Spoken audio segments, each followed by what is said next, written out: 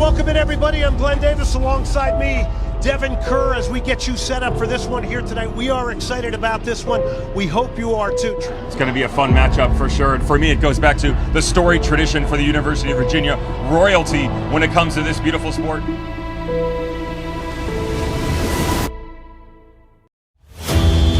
And it's game on here at Cary for a national championship. Georgetown in the blue and gray, Virginia in the white. We went into every single game before the whistle was even blown, knowing we're going to win that game. Shot took a deflection, it goes in. Joko.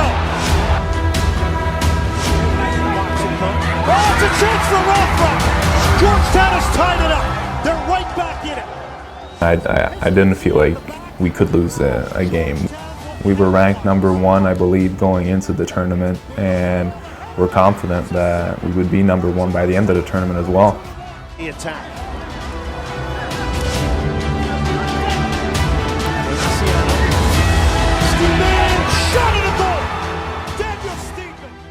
We were the best team in college soccer that year. We were scoring goals. We were also not giving up goals. And they fought for each other. They fought for each other. They wanted to win bad. Georgetown has taken a 3-2 lead here. It's good delivery. It comes through. Gunnarsson has got it. He'll lob it towards the back post. DK. Oh, it's all tied up. He roofed it. We are on the penalty kicks here in Cary, North Carolina, to determine a national champion.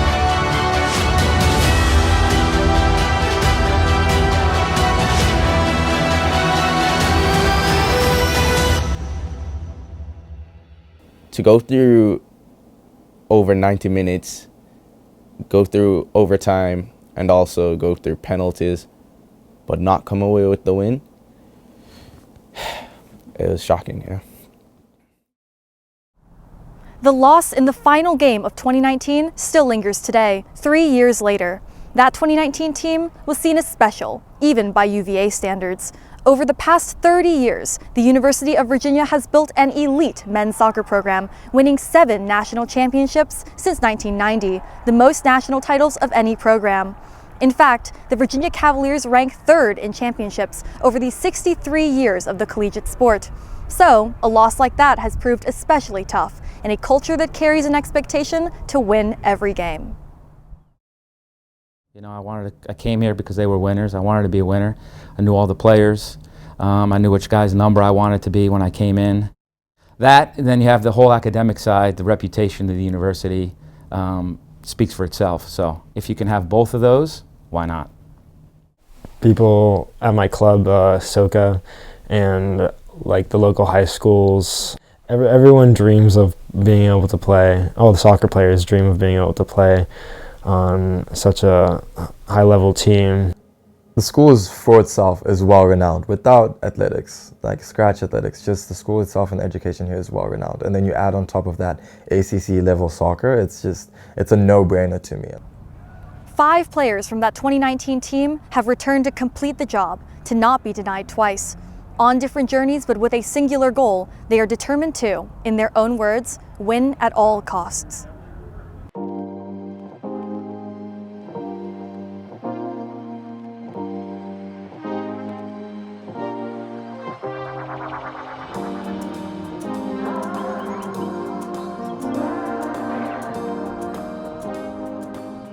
My name is Cabral Gil Happy Comseo. I'm a 4th year on the men's soccer team and I'm a forward. Not really. Yeah, Cabral is a great guy. I mean, he's one of the leaders on the team, one of the guys that have been here for the longest period of time, and it definitely shows both off the field and on the field. Yeah, Cabral he's an unbelievable young man. You know, SAC president, living on the lawn. First year, played a ton. Scored a couple goals, and you look at him, you're like, man, this guy's powerful, he's athletic, left foot, he can run. Cabral is one of the players from that 2019 team. This fall, instead of graduating and instead of going pro, he will return as a 5th year to win the title that he feels evaded him. My parents from Cameroon, so I was born in Zimbabwe and my parents from Cameroon, and Cameroon has been one of the soccer powerhouses, especially in Africa and around the world. My father had a really big impact on my love for the game. He really taught me the value of hard work, he was my first coach, still my favorite coach, and he just helped me through everything. So I think about it, there's days like when I went home and I just played it really badly, and he would just like not talk to me for like probably a day or two, and it's just, it created a sense of like, oh, this is really important, like this is somewhat larger than life, like I really need to focus on this. So why do you play? For your father or for yourself? Along the way, I started playing soccer very recently for myself. I was gonna make myself happy every day I step onto the field with my friends. I feel like I haven't necessarily given all of what I can, all of my potential to the team, and so I feel like I owe it to the team to give them the best version of myself for one last season and see where that takes us. I feel like I haven't necessarily given all of what I can, all of my potential to the team, and so I feel like I owe it to the team to give them the best version of myself for one last season and see where that takes us. Early goal for Virginia. Andreas Uland there to finish with the header and the first. I'm Andreas Uland. I'm a third year, and I'm a center back. Expect big things. We need Andreas to play well and be a stalwart for us. We definitely need that, and he's capable of that. He's a little bit intimidating at first, especially on the field. He can get up in people's faces, and that's not only because he cares about them and cares about how well we were playing. So I think that his ability to set a standard every day at practice definitely drives people. I can be demanding. I want to get the best and most out of each individual, really just to push them to be an even better version of themselves, and I hope they can do the same with me. So I started off playing by myself, really, with my dad, and then I became part of a team in a small town in Norway. Moved when I was about 7 years old to Bryne, it's called, the city, and then I started playing with the first team of Bryne, my home club. And what was that experience like? It was kind of hard because I went from playing with 15, 16-year-olds, even 14, to suddenly playing with people that were 25, 30, even 35. You could have gone pro. You could have left early. So why stay? I felt like I wasn't done here. I have more to prove, more to experience and do with this team, really. The loss is definitely motivating me. My main goal in college is to win the NCAA. So having fallen short in 2019 is definitely something I want to make up for. One thing in general, we're as diverse as it gets. You know, I think us probably maybe like football, the most diverse teams here, and that's how I want it. You know, I want that diversity. You know, you've got Germans, we've got kids from Virginia, kids from Roanoke, refugees. So I think that coming together is a strength. My name is Jeremy Verley. I'm a third year, and I am a midfielder. Jeremy he's a lovely guy. He's a goofball. He makes everyone laugh on the team. He's definitely one of my best friends on the team, and he's someone that you can tell works really hard and knows what he's here to do. Growing up in Jamaica, I'd say the culture for soccer is huge. I've been on the Jamaica national U15 team, U17 team, and the U20 team. I was a captain of the U17 team for World Cup qualifiers back when I was 17. My life centered around soccer. Playing on club teams when I was 8, playing for a U13 team, playing with older guys, definitely played a huge role in my development as a player. I'm really hard-nosed, I'm ready to go into a tackle. And it's because I grew up with guys who were older than me and who weren't afraid to do that to me at such a young age. In 2019, the Virginia Cavaliers were determined to add an 8th title to their existing collection. 2019 had it all: star players, team chemistry, a coach determined to bring a trophy home. Leading up to the final, the Cavaliers had achieved a near flawless championship run, first winning the ACC tournament. I guess a good way to put this is I think that was one of the best teams in the history of our program. Yeah, and that's all of the national championships. Best team I've ever been on. That 2019 team was honestly, I don't think anything compares to that team from top to bottom, whether it was on the field chemistry or off the field chemistry. We were just so together. everyone loved each other. I mean, that bench is one of the best benches that's come across UVA or like D1 soccer, I think. The kind of vibe within the team was great all the time. We made sure to have fun outside of soccer. We didn't only show up to practice and say hi and then leave and didn't see each other before the next day. We would always hang out. We definitely spent a lot of time off the field. That's what made us such a close-knit unit. I mean, going to dinners with them, just walking to classes with them, taking some of the same classes. I saw those guys, like 75% of my day was spent with my teammates. ACC tournament as a first year was very fun. Very fun, especially knowing that the team you're on, you go into every game thinking that you're going to win a game, and you're never wrong based on the outcomes of the games. Does. Still Gunnarsson. Gunnarsson shot, it's in the back of the net! And we're not enough at one! Players who always seem to find the corner kick. Loose in front and falls in the back of the net! I was fortunate enough to score a goal, the game-winning goal in like the final 10 minutes, and scoring that goal and just running. The first thing I did was run to the bench, obviously, because like I said, we were such a united team that it wasn't about me, it was about us as a whole. What made you dangerous? For the first time since 2009, UVA are ACC Conference Tournament champions. I'd say the momentum just kept building, you know, once you win a championship and once you win the conference or the regular season title, just those two titles alone really push you to keep going for more, and you realize that you've done this, you've done that, and there's still one more out there. So I think every individual on the team really wanted to push so that we could really capture all 3 trophies. 2 goals against St. John's in the tournament. Here's DK. Will he hit this? Yes, he will! What a goal from Daryl DK! 10 seconds left. The Cavaliers are going to advance to the national championship on Sunday against Georgetown. Building up to the NCAA final was a great experience. It was stressful because it's also in the middle of your exam period. So I remember like being at the hotel and having to take an exam like the day before the final. And we were in the hotel taking finals in like a conference room when we're supposed to be playing a national championship. Families are there to come support you. You're on TV, you're on national TV. The 2019 championship between Virginia and Georgetown came with high expectations leading into the final. The Cavaliers are ranked atop all major collegiate soccer polls, and of the previous 8 appearances at the NCAA final, Virginia had won 7. But Georgetown was also talented and had depth, and the game was heated.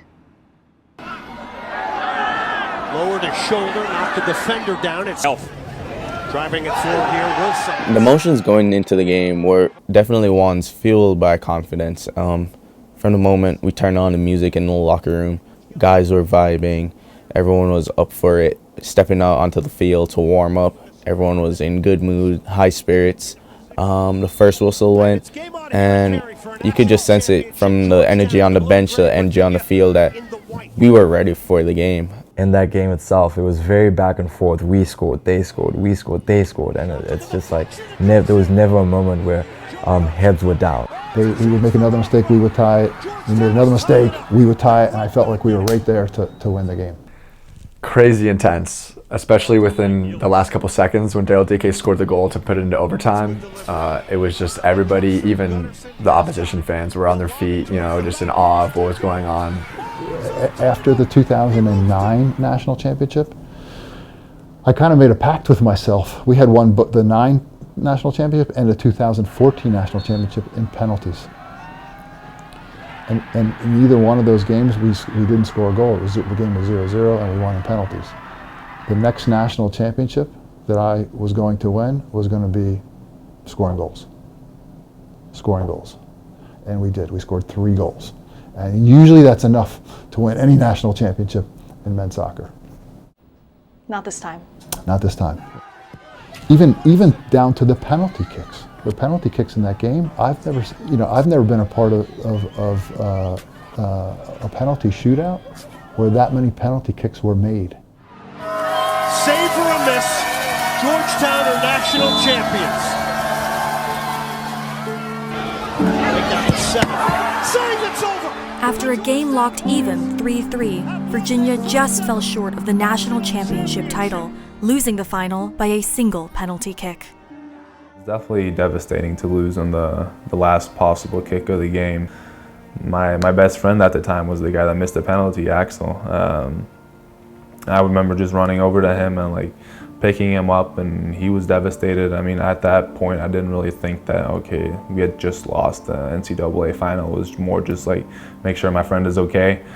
And then once we got into the locker room, I really started to understand that, okay, we had just like lost one of the possibly biggest games of my career. To lose in that sense, it's gut-wrenching. So yeah, it was definitely a shock. It was like, did that just happen? It makes it harder because you're almost touching this trophy, right? You're almost touching it, and it just gets ripped out. You know, if you lose 3-0, okay, you lose 3-0, but to be so close and to lose, like, that's tough. It stung, and I think what stung the most wasn't necessarily the fact that we lost. I think what stung the most was that the team was never, that group of people was never going to be together again. You know, I'm just looking around at some guys almost trying to like wipe off the misery, you know, from them.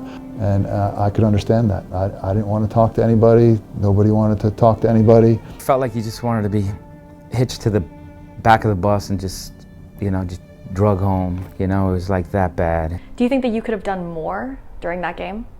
Yeah, I do believe I could have done more. I definitely hold myself accountable. Like I think everyone on the team does, really. After that setback in 2019, the Cavaliers had to regroup. In 2020, the team lost 5 of their starters before COVID-19 restrictions further crippled the transition. Then, in both 2020 and 21, the UVA men's soccer team did not even make the NCAA tournament, ending a record streak of 39 consecutive years. We couldn't use our locker room, so I wouldn't even say that I knew a lot of the guys personally on the team until my second year. We weren't allowed to hang out outside of soccer. We weren't allowed to do anything.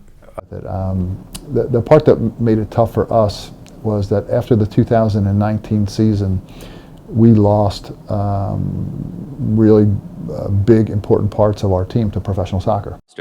With the 5th pick in the 2020 MLS Super Draft, who is Orlando City selecting? Daryl Dike from the University of Virginia. And now the NCAA rules were no recruiting.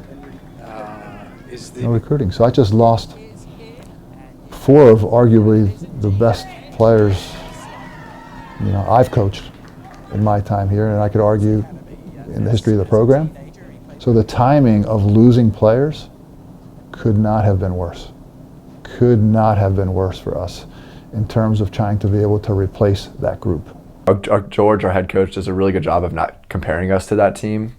But I think in the back of our minds, you know, we've seen what it takes to get there through that team. Now that pandemic restrictions are starting to be lifted, do you see a change in the dynamic of the team? I can definitely say 2 years on from that national championship game and about a year and a half since the start of COVID, I can definitely see progress in the team. I know my team is better now a lot better now than what I did a year ago. So yeah, now with COVID easing down a little bit, it's a game changer, really. Personally, I've never experienced being on a team that's as close as I am on this team right now. Space. So if you're doing this, right, and one of their 2. My name is George Gelnevach, head men's soccer coach. I have never been more motivated than I am, and it's compounded by COVID and not making the playoffs for the past 2 years, but most of it comes from the 2019 national championship loss. And it's been made worse by not making the playoffs for the past 2 seasons. As a head coach, I've been a part of 2 national championships, 2009 and 2014, but as an assistant coach, I was also part of the previous 5. George is a winner. George is a winner. You know, he knows how to win. If I had one game to win and I needed a coach, it would be George. Probably one of the most demanding coaches I've ever had. He asks a lot of his players, but that's because he sets everyone to such a high standard because he knows what this program is capable of. I am not a warm and fuzzy guy, but I think they know I care. I think they know I care. When you see the look on the face of those young men and you see some of their hopes and dreams coming true, not only on the professional soccer field, but on Wall Street and law school and med school. I love watching Daryl Dike play on TV. I love watching Henry Kessler play on TV, but I also love hearing the success stories of our players who are moving on to bigger and better things in all walks of life. But when I'm done coaching and can look back on this, not only the trophies and all that thing, I'm going to look back on a lot of success stories with young men too. I think that's going to feel pretty good. Coach Gelnevach says the next national championship will happen with 2019 in mind. Unlike players on the team, the stakes for you are a little different. You've obviously won NCAA championships before, so why are you fighting? I was devastated, but I'm going to get another one. I know that. I can say it on camera. I can guarantee that we're going to win another national championship. But some of those guys weren't going to get that chance. Knowing the guys who wouldn't be able to have a chance at winning that again weighs on me a little bit. So do you want to win this for them? I would say so. I would say so. I haven't really thought about it like that, but I would say so. So is anything less than winning the NCAA championship a failure? For me, yeah. Why? Because that's the ultimate goal. That's the expectation. That's what you have to do. That's what the program does. The stakes of the upcoming season are, I think, what they are every year. We are a top ACC team and a top national program, and we go into each season with one goal in mind, I believe, and that's to become national champions. It would be great, you get a trophy, restore the program back to where it should be, and then you turn the page and you look for the next one. Stakes are high. It could be, hopefully not, but it could be my last season of soccer. And so we always talk about going out with a bang, but for me, being so close to that national championship, you don't want to leave anything on the table. You want to go all out. So I will be a fourth year old man over here. I can't believe I've been here for 3 years already. But yeah, that does mean that I do have some experience, and I hope this experience can come into play both on the field and off the field. It's definitely a redemption story. Definitely a redemption story. We're coming back for it. We got a lot of young guys and young talent on this team, so we have a ton of potential. We basically just have to prove ourselves. We know how valuable and what we really mean to this whole Charlottesville community and UVA. I hope that everybody on our team understands that, and we're willing to fight for each other and the rest of the community here to represent us. The energy has definitely changed. I think guys are more willing to get after it in practices, more willing to fight for each other, fight against each other in training. Our principles, right? We're playing. Our principles. It turns over, we're going to be aggressive. We're going to start off being aggressive, okay? Restarts, right? Aggressive from the start, right? Our game, our principles with the ball. And lastly, we don't get fucking scored on, and we get the W. Come on, boys. Come on, 1, 2, 3. Come on, boys! Here we go.